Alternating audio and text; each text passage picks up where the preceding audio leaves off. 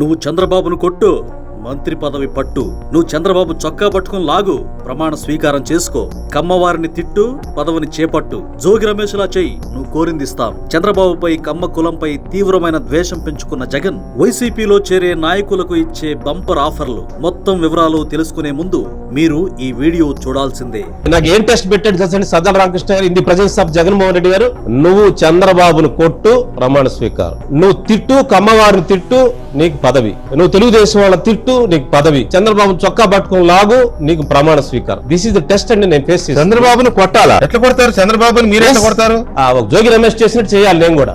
నాకు టెస్ట్, నా నిజాయితీని టెస్ట్ అది. ఓకే.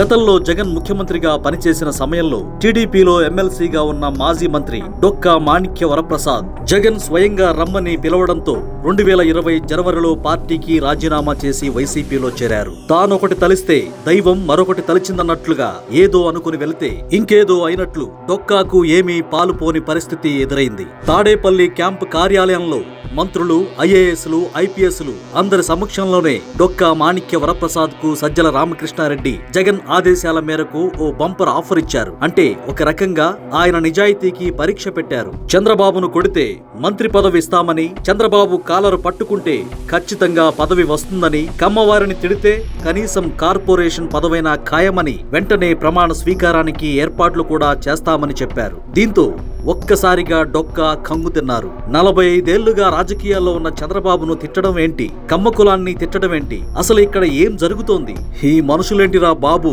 ఇలా ఉన్నారు అనుకుంటూ డైలమాలో పడ్డారు. అదే సమయంలో డొక్కా మాణిక్య వరప్రసాద్ పక్కనే ఉన్న అప్పటి మంత్రి ఒకరు జగన్తో, సార్ డొక్కా గాంధేయవాది, ఓ గంట మైకిచ్చి మాట్లాడమంటే మాట్లాడుతారు కానీ అటువంటివి ఆయన చేత కాదులేండి, ఆయన్ను వదిలేయండి అని చెప్పారు. డొక్కా కూడా ఇలా చేయడం, అలా మాట్లాడడం నా వల్ల కాదని స్పష్టంగా చెప్పేశారు. దీంతో అప్పటి నుంచి పార్టీలో ఆయన్ను జగన్ పక్కన పెట్టారు. నేరాలు చేసేవారినే బాగా ప్రోత్సహిస్తున్నారని అర్థం కావడంతో 2024లో వైసీపీ నుంచి బయటకు వచ్చి తాను ఎదుర్కొన్న అనుభవాలను ఓ టీవీ డిబేట్ లో డొక్కా ఈ విషయాలన్నింటినీ బహిరంగంగా వెల్లడించారు. అంతేకాదు, మీరు గతంలో ఓ బహిరంగ సభలో రోజా మాట్లాడడానికి సిద్ధమవుతుండగా ఉమ్మారెడ్డి వెంకటేశ్వర్లు వచ్చి రోజా చెవిలో చంద్రబాబును జగన్ తిట్టమంటున్నారని చెప్పాడు. ఆ వీడియో కూడా మీరు చూడండి.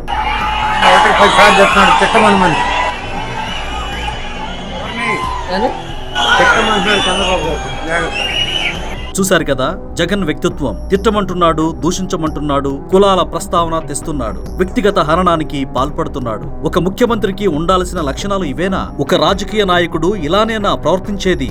మీరే ఆలోచించుకోవాలి.